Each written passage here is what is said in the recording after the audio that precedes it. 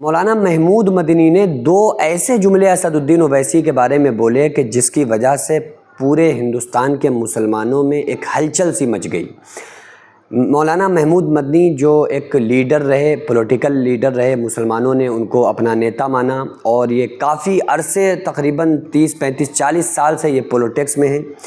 اور ایک بڑی تعداد میں لوگ مسلمان مولانا محمود مدنی کو فالو کرتے ہوئے آ رہے ہیں، اپنا لیڈر انہوں نے مانا ہوا تھا پولیٹیکل۔ لیکن اسد الدین اویسی جو کہ ہر وقت چرچاؤں میں رہتے ہیں، جو مسلمانوں کی آن بان شان جان بن چکے ہیں، اور ہندوستان کے لاکھوں لوگ اسد الدین اویسی کو اپنا نیتا اور اپنا آئیڈیل مانتے ہیں، پولیٹیکل آئیڈیل مانتے ہیں۔ اور کیوں نہ مانے، جب کہ اسد الدین اویسی ایک ایسے شخص کا نام ہے کہ جب کبھی مسلمانوں کے اوپر کسی قسم کی کوئی مصیبت آتی ہے یا کسی طرح سے مسلمانوں کے اوپر ظلم و تشدد کیا جاتا ہے، تو انصاف کے لیے سب سے پہلی اٹھنے والی جو آواز ہوتی ہے وہ اسد الدین اویسی صاحب کی ہوتی ہے، اور مسلمانوں کے لیے اسد الدین اویسی صاحب بولتے ہیں، لڑتے ہیں، اور ہر بڑی سے بڑی طاقت سے، جو باطل طاقتیں ہیں ان سے وہ لڑ جاتے ہیں اور ان سے ٹکرا جاتے ہیں۔ وہ حق کے لیے لڑتے ہیں، وہ ہندوستان کی خوبصورتی کو بچانے کے لیے لڑتے ہیں، وہ مسلمانوں کے حق کے لیے لڑتے ہیں، وہ دلتوں کے حق کے لیے لڑتے ہیں۔ تو لوگوں کے دلوں میں وہ راج کرنے لگے، اور لوگ ان سے ایسی بے لوث محبت کرتے ہوئے نظر آنے لگے۔ اب مولانا محمود مدنی نے اسد الدین اویسی کے بارے میں کہا کہ ان کو ووٹ ہی کتنا ملا ہے، یہ ان کو شیٹ ہی انہوں نے کتنی نکالی جہاں جہاں سے یہ اترے اور جہاں جہاں پر انہوں نے اپنی شیٹیں اتاری۔ تو میں یہ کہنا چاہتا ہوں کہ بھلے اسد الدین اویسی صاحب کہیں سے نکلے ہوں یا نہ نکلے ہوں، کہیں پر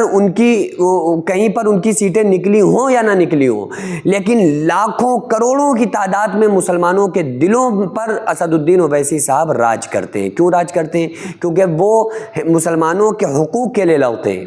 وہ ہندوستان میں ان قوموں کے لیے لڑتے ہیں جن قوموں کو دبایا جاتا ہے، جن قوموں کے لیے کوئی بولنا گوارا نہیں سمجھتا ہے، ان کے لیے وہ آواز اٹھاتے ہیں۔ وہ اسلام پر جب کوئی بندہ کسی قسم کی کوئی آنچ یا کیچڑ اچھالنے کی کوشش کرتا ہے تو سب سے پہلے جو حق کی طرف سے اٹھنے والی آواز ہوتی ہے وہ اسد الدین اویسی صاحب کی ہوتی ہے، چاہے وہ پھر مجمع ہو، چاہے وہ پھر جلسہ ہو، چاہے وہ کوئی سبھا ہو، یا وہ کوئی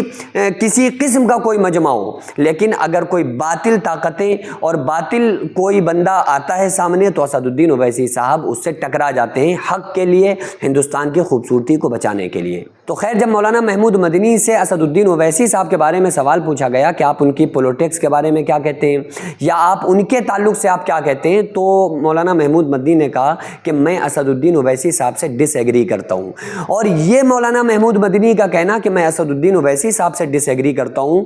تو یہ لوگوں کو بالکل اچھا نہیں لگا، اور علماء بھی خلاف ہو گئے، عوام بھی خلاف ہو گئی مولانا محمود مدنی کے، اور علماء نے بھی، عوام نے بھی، اور ہر اس شخص نے جو اسد الدین اویسی صاحب کی محبت جن کے دلوں میں تھی، انہوں نے مولانا محمود مدنی کو ہی ڈس ایگری کر دیا، اور کہا کہ بھائی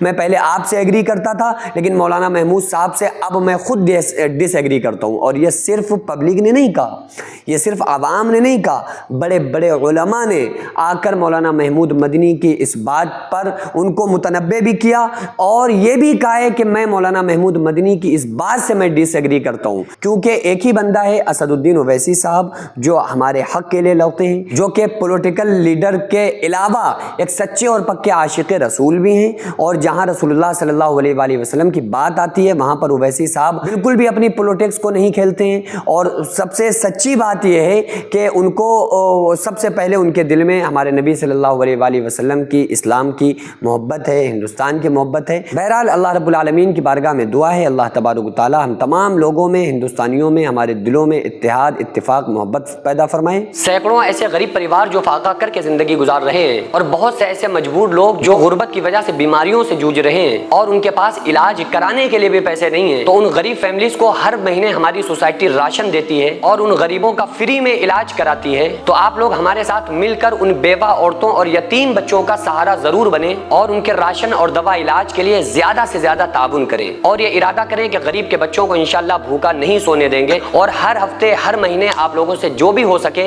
آپ تعاون ضرور کریں۔ ان کو 10 سال سے جو لوگ بستر پر پڑے ہوئے ہیں انشاءاللہ تعالی ہم سب مل کر ان غریبوں کا علاج بھی کرائیں گے، اور ہر مہینے انشاءاللہ تعالی ان غریبوں کو ہم راشن پہنچائیں گے۔ یہ سوسائٹی کا اکاؤنٹ نمبر ہے اور یہ اسکینر ہے، آپ لوگ اس اکاؤنٹ پر یا اس اسکینر کے ذریعے آپ غریب فیملیز کی ہیلپ کر سکتے ہیں۔